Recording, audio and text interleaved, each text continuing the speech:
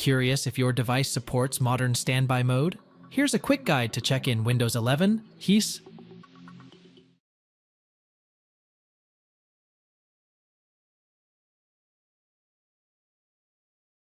Press Windows key on your keyboard and type CMD.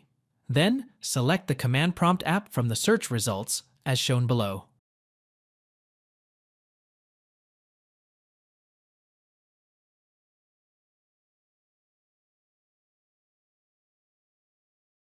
Type the following command in the command prompt and hit the Enter key on your keyboard.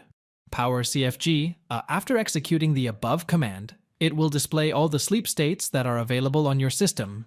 It will also show all the other sleep states which are not supported by your system. If it shows standby, S0 low power idle network connected, below the sleep states available list, it means your system is supported for the modern standby mode. Otherwise, it means it does not support this feature. Close the command prompt. Thanks for watching it. Helps make sure to hit like and subscribe.